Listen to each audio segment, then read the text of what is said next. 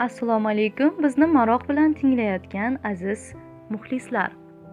Sadaqani kimga qilyapmiz? Hordiq.uz manbasining xabar qilishicha, sharros yomg'ir quymoqda. Yer osti o'tish yo'lida ayolning dod solib aytayotgan so'zlari diqqatimni tortdi. Jon opajonlar, akajonlar, yordam bering, yosh bolalarim bor. Yerning naqadar zaxligi, ayol qo'lidagi chaqaloqning esa bor yo'g'i yubka matoga o'ralgani odamning ham rahmini, ham qahrini keltiradi. Go'dak beozorgina uxlaydi, ammo yer osti yo'lining nam va sovuqligidan bolaning uxlayotganiga ham shubha qilasan kishi. Yumushlarimni tugatgach, kechga yaqin yana o'sha joydan o'tdim. Yana o'sha manzara, yana o'sha dodvoy, faqat ayolning o'rnida kichik qizaloq go'dakni bag'riga bosgancha o'tkinchilardan yordam so'rardi. O'ylab qoldim, ular navbat almashibdi-yu, murg'ak go'dakka o'rindosh topilmabdi-da.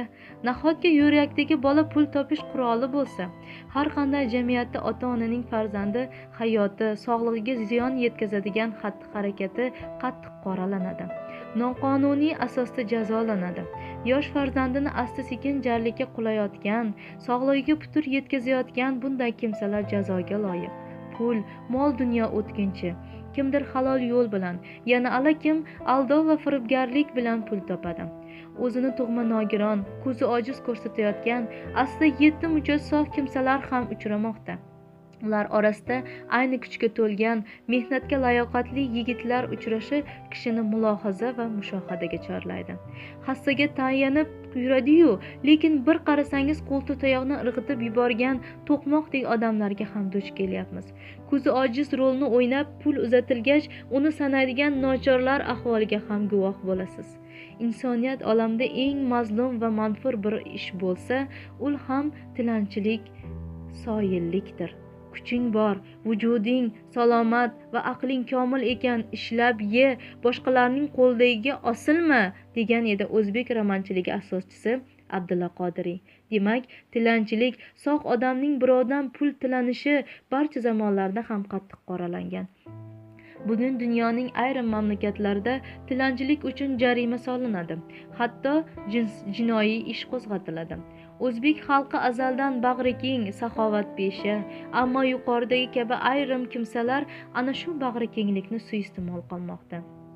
Tilanayotganlar orasida chindan ham muhtojlik, chorasizlikdan shunga majbur bo'lganlar ham bor, deydi Toshkent shahar Yunusobod tumani bosh imom xatibi Mirzo Yusuf jome masjidi imom xatibi Rahmatulloh Sayfuddinov.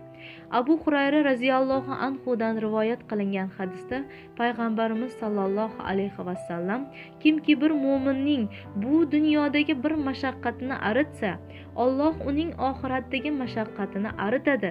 Kimda kim bir kambag'alning dunyoviy ishini yengillatsa, Alloh uning dunyo va oxiratdagi ishlarini yengillatadi, deya marhamat qiladilar. Ha, sadaqa qilib savob olish kerak, ammo bunday yordam haqiqatdan ham muhtojlarga ko'rsatilishi kerak. Shunda ham ularga og'ir botmaydigan qilib yordam berish kerak. Sadaqada yetim yesirlarni boqayotganlarga, yolg'izlar va og'ir betoblarga bergan yaxshi-ku. Yo'llarni ta'mirlash, daraxt ekib obod qilish, mevasini ulashish savob emasmi? Dinimizda ochlikdan halok bo'lish xavfi tug'ilsa, kambag'al odamning bir kunlik taomi miqdorida tilanishga ruxsat berilgan. Undan ortig'i esa halol bo'lmaydi. Ishlash, halol mehnat qilish uchun barcha sharoitlar muhayyo bo'lgan hozirgi zamonda kishi bu darajada muhtojlikka tushib qolishi mumkin emas. Mehnatga layoqatsiz, boquvchisini yo'qotgan keksalar, nogironlarni esa davlatimiz himoyasiga olgan. Qolaversa, xalqimiz yon atrofidagi yordamga muhtoj odamga loqayd qarab turmaydi. Ko'cha-ko'yda juldur kiyim va bechorahol ko'rinishda yo'limizni to'sib tilanayotganlar jamiyatning ko'rkiga dog' solayotgan qanoatsiz kimsalardir. Ularning och ko'zlari to'ymaydi, nafsi qonmaydi. Chunki payg'ambarimiz Muhammad sallallohu alayhi vasallam aytganidek, banda tilanchilik eshigini ochsa, albatta Alloh unga faqirlik eshigini ochadi. Davlatimiz tomonidan barcha harakatlar xalq manfaati uchun olib borilayotgan bir paytda bunday noxush holatlar dilni xira qiladi. Shunday jannatmonand, farovon mamlakatda ona go'dagini ko'tarib dod solayotgani kishini taajjublantiradi. insonga mehr shafqat, muruvvat, savob qilish kabi tushunchalar begona emas. Savob ishni har kim har kuni qilishi kerak. Ammo kimga savob qilyapmiz? Savob deb gunohga botmayapmizmi?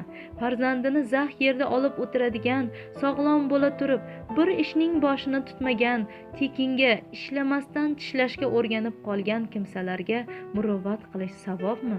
Ularga pul berib, tekin tomoqlik harakati avj olib ketishiga o'zimiz sababchi bo'lmayapmizmi?